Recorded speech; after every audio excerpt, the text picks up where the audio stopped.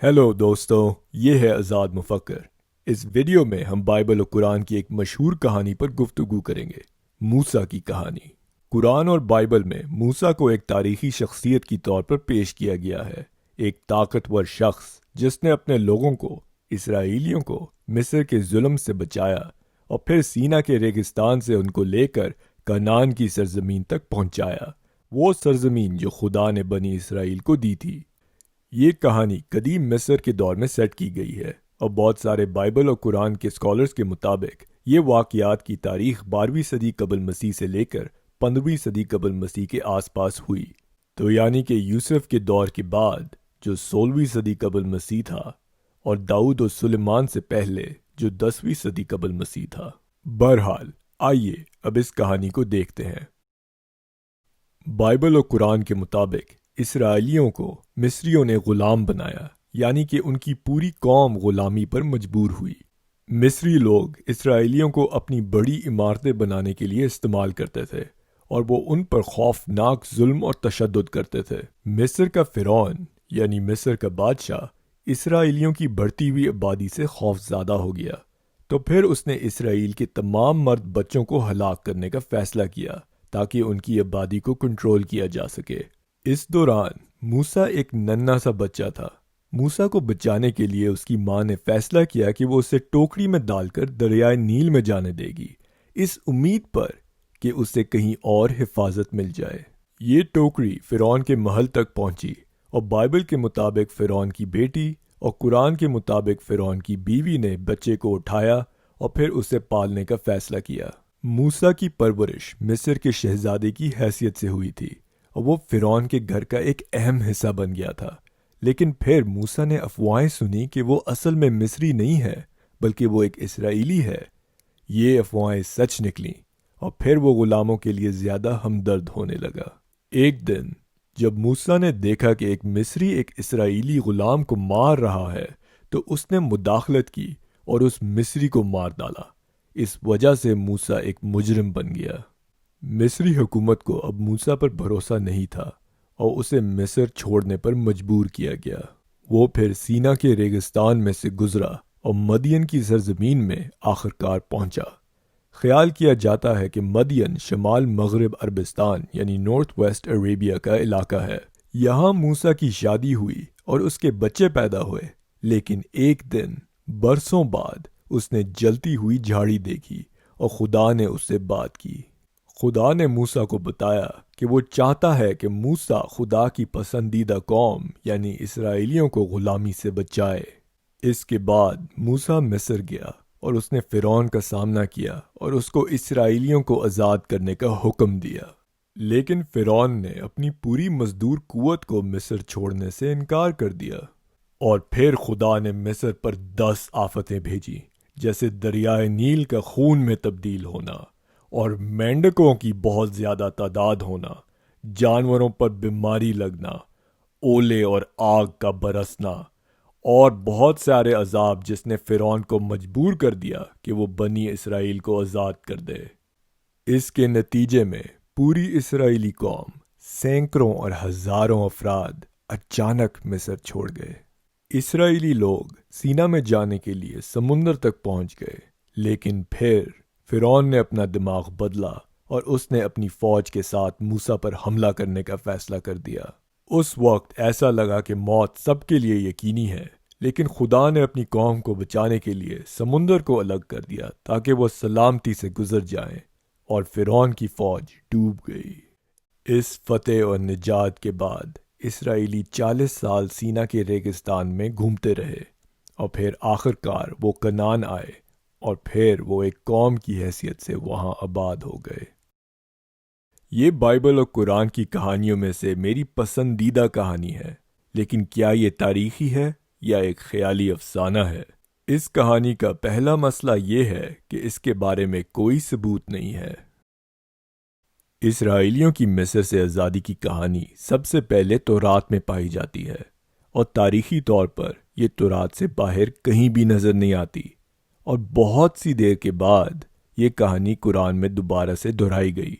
اس کہانی میں مصر سے ہزاروں غلاموں کی ایک بڑی بغاوت اور خروج کا ذکر ہے۔ اگر یہ کوئی تاریخی اور سچا واقعہ ہوتا تو اس واقعے سے بے شمار آثار قدیمہ کے نمونے یعنی آرکیولوجیکل آرٹیفیکٹس باقی رہ جاتے اور اس واقعے کو ثابت کرنا بہت آسان ہوتا۔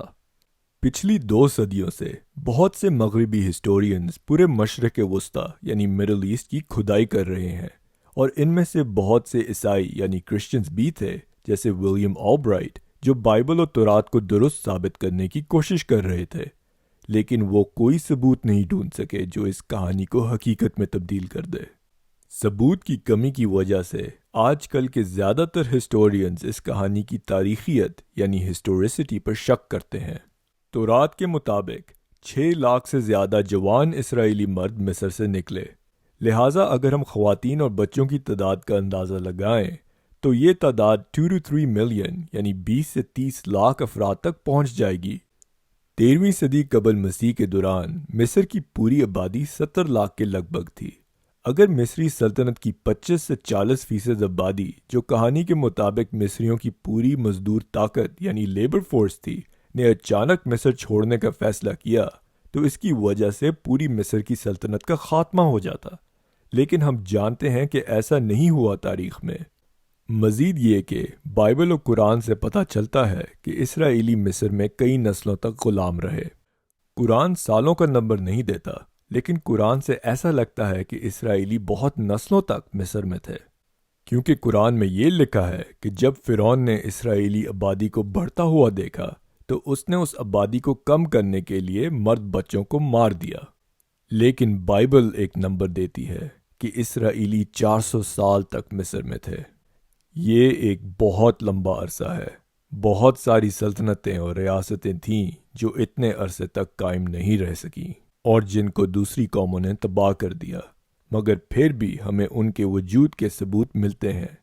اکیڈین سلطنت، ہیٹائٹ سلطنت اور چھوٹی بادشاہتیں بھی جیسے مٹانی کی بادشاہی، یمہاد وغیرہ وغیرہ۔ لیکن غلامی کی یہ کہانی جس میں ایک پوری قوم، ایک پوری نسل کو کسی دوسری قوم نے غلام بنائے رکھا، اس کا کوئی ثبوت نہیں ہے۔ ایسی کوئی لکھی ہوئی چیزیں نہیں ہیں جن میں ہیبرو اور مصری دونوں زبانیں ہوں، اور تو اور اسرائیلی غلاموں کا خرید و فروخت کا کوئی ثبوت نہیں ہے، اور اس بات کا بھی کوئی ثبوت نہیں ہے کہ کسی نے فخر کرنے کے لیے اپنے غلاموں کے نام اپنی قبروں پر یا پپائری پہ لکھے ہوں۔ اور قدیم مصر میں اسرائیلی مزدوروں کا کوئی حساب نہیں ہے۔ مصری اپنے ریکارڈز کو برقرار رکھنے کے لیے اس قدر اچھے تھے کہ یہاں تک کہ برطانیہ کی نیشنل سٹیٹسٹکس کی ویب سائٹ میں اس کی تصدیق کی گئی ہے، جس میں لکھا ہے 2500 قبل مسیح سے مصری مردم شماری یعنی سینسسز کا استعمال کرتے تھے تاکہ وہ اپنی مزدور قوت کو گن سکیں، لیکن اسرائیلی مزدوروں کے لیے ایسا کوئی ریکارڈ نہیں ہے۔ اگر کوئی مصر میں اسرائیلیوں کی تلاش کرنے کی کوشش کرے تو اسے صرف اندھیرا ملے گا، چاہے مصریوں کے ریکارڈوں میں یا کھودنے کے ذریعے ایک دبا ہوا کلچر اور لوگوں کا کوئی اشارہ نہیں ملتا۔ کیرول مائرز کی کتاب ایکسوڈس میں کہا گیا ہے، ہیبرو بائبل یعنی تورات شاید کسی تاریخ کی کتاب کی طرح نظر آئے اور اسی وجہ سے اس عرصے کو جاننے کے لیے کافی تحقیق کی گئی ہے، وہی عرصہ جس کا بائبل ہمیں بتانے کا دعویٰ کرتا ہے، لیکن اب اس طرح موسیٰ کی کہانی کے بارے میں سوچنا درست نہیں ہے۔ اور بعد میں وہ کہتے ہیں مصر کے نکلنے اور سینا کے ریگستان کے سفر کے بارے میں آثار قدیمہ یعنی آرکیالوجی سے کچھ نہیں ملتا۔ ماہر آثار قدیمہ یعنی آرکیالوجسٹ اور مصر کے ماہرین یعنی اسکالرز کی 1 صدی سے زیادہ تحقیق اور کوششوں کے بعد ایسی کوئی چیز نہیں ملی جو اسرائیلی غلامی اور فرار ہونے یا سینا میں ہجرت کی کہانی کی تائید یا سپورٹ کرے۔ کچھ لوگوں کا کہنا ہے کہ مصری لوگ شرمناک تاریخ کو نہیں لکھتے تھے، جیسے کہ ان کی ہار اور نقصانات، لیکن اسرائیلیوں کی غلامی کے 400 سال مصریوں کو فخر کرنے کے لیے بہت سی تاریخ فراہم کرتے ہیں، لیکن ایک بار پھر مصری ریکارڈوں میں اس کے بارے میں کچھ بھی نہیں ہے۔ سچ تو یہ ہے کہ مصری اپنی تاریخ میں ایک ایسی سامی یعنی سیمیٹک لوگوں کی تاریخ بیان کرتے ہیں جنہوں نے مصر پر حملہ کیا اور پھر مصریوں پر حکومت کی، جو بائبل اور قرآن کے بالکل مختلف بات ہے۔ یہ ہکسوس تھے جنہوں نے مصریوں کے ہاتھوں شکست کھانے سے پہلے مصر کی 15ویں سلطنت قائم کی اور مصریوں پر 100 سال ظلم اور حکومت کی۔ اگر ہم مصر کے باہر دیکھیں تو خود سینا میں کچھ بھی نہیں ملتا ہے۔ بائبل و قرآن دونوں کے مطابق موسیٰ اور اس کی قوم 40 سال تک سینا کے ریگستان میں گھومتے رہے۔ سینا بہت خشک ہے۔ اس پیپر کے مطابق وہاں سالانہ بارش صرف 40 ملی میٹر ہوتی ہے، اور انسائکلوپیڈیا آف گلوبل آرکیالوجی کے مطابق خشکی اور گرمی چیزوں کو محفوظ کرنے کے لیے بہترین صورتحال ہے۔ اس وجہ سے ہم بدو لوگوں کی، یعنی جو ریگستان میں رہنے والے لوگ ہیں، ان کی ہزاروں سال پہلے کی جھونپڑیوں کو بھی ڈھونڈ سکتے ہیں۔ یہ ہافمائر کا لکھا ہوا ایک پیپر ہے جسے Austrian academy of science press نے پبلش کیا ہے۔ اس میں بہت پرانے ریگستان میں رہنے والے لوگوں کی جھونپڑیوں کا ذکر ہے، اور ریڈیو کاربن ڈیٹنگ کے ذریعے پتہ چلا کہ یہ جھونپڑیاں مصر کے سیکنڈ انٹرمیڈیٹ پیریڈ یعنی 18ویں صدی قبل مسیح یا مصر کے نئی بادشاہی یعنی 12ویں صدی قبل مسیح کے دور کی ہیں۔ تو ہمیں کچھ لوگوں کی پرانے زمانے کی جھونپڑیوں کا پتہ چل گیا، لیکن اس بات کا کوئی ثبوت نہیں ملا کہ لوگوں کے ایک بڑے گروپ، ایک پوری قوم، تقریباً 2 سے 3 ملین اسرائیلی کبھی اس ریگستان سے گزرے تھے۔ نہ کوئی انسانی ہڈیاں، نہ کوئی جانور کی ہڈیاں، نہ کوئی جھونپڑیاں، نہ کوئی کچن، نہ کوئی مٹی کے برتن، نہ کوئی ہتھیار، نہ کوئی پتھر، نہ کوئی پپائری، کچھ بھی نہیں۔ اس کا کوئی اشارہ نہیں ملتا۔ روم شہر کی آبادی جب یہ عروج پر تھا تقریباً 4.5 لاکھ سے 10 لاکھ کے آس پاس تھی، لیکن ایک پوری قوم روم کی آبادی سے دگنی یا 4 گنا زیادہ صحرا کا سفر کرتی ہے لیکن پیچھے کچھ بھی نہیں چھوڑتی، اس پر یقین کرنا مشکل ہے۔ میگن بشپ مور اور بریڈ ای کیل کی کتاب بائبل ہسٹری ان اسرائیل's پاسٹ میں وہ لکھتے ہیں، قدیم اسرائیل کی زیادہ تر تاریخ غلامی، خروج اور صحرا میں گھومنے کے بارے میں کہانیاں اور قصوں کو اب درست نہیں مانا جاتا، اور نہ ہی یہ کہانی اسرائیلیوں کا قوم کی صورت میں ابھرنے کے لیے اہم ہے۔ عام اور اہم تاریخی ذرائع سے ان واقعات کو کسی خاص وقت میں نہیں رکھا جا سکتا، اور اس کو دوسری معلوم تاریخ سے ہم آہنگ نہیں کیا جا سکتا۔ ہم یہ دعویٰ نہیں کر سکتے کہ یہ کہانیاں تاریخی طور پر قابل اعتبار ہیں۔ دلچسپ بات یہ ہے کہ اب ہمارے پاس بہت سارے ثبوت موجود ہیں جو بائبل اور قرآن کے بیانوں کے خلاف ہیں۔ اس بات کے بارے میں ہمارے پاس کافی ثبوت موجود ہے کہ 16ویں صدی قبل مسیح سے 10ویں صدی قبل مسیح تک کنعان میں مصریوں کی بڑی تعداد موجود تھی۔ فرعون رامسیس II، جس کو بہت سارے یہودی، عیسائی اور مسلمان اسکالرز موسیٰ کا فرعون مانتے ہیں، کی سلطنت جدید دور کے شام یعنی سیریا تک پہنچتی تھی۔ ہیبرو یونیورسٹی آف جیروسلم کے پروفیسر امہائی مزار نے اس پیپر میں کنعان کے شہر بیت شیان میں مصری فوج کے بیسز کی موجودگی کے بارے میں لکھا ہے۔ اس سے یہ واضح ہوتا ہے کہ کنعان یا آج کا اسرائیل اس زمانے میں مصر کے قبضے میں تھا۔ تو اگر موسیٰ کی کہانی اس وقت کے آس پاس واقع ہوئی تو اسرائیلی مصر کا ایک حصہ چھوڑ کر کئی سالوں گھومنے کے بعد پھر مصر کے کوئی اور صوبے میں پہنچ گئے۔ انہوں نے تو مصری بادشاہی کو کبھی نہیں چھوڑا۔ اس کہانی میں تو انتہائی دکھ دینے والی اینڈنگ ہوتی۔ خیر، بائبل و قرآن میں تو ایسا نہیں ہے۔ یہ مرنیپٹا کا پتھر ہے، جو ایک ایسی دیوار ہے جہاں فرعون مرنیپٹا نے اپنے مختلف دشمنوں کے خلاف جیت کے بارے میں لکھا ہے۔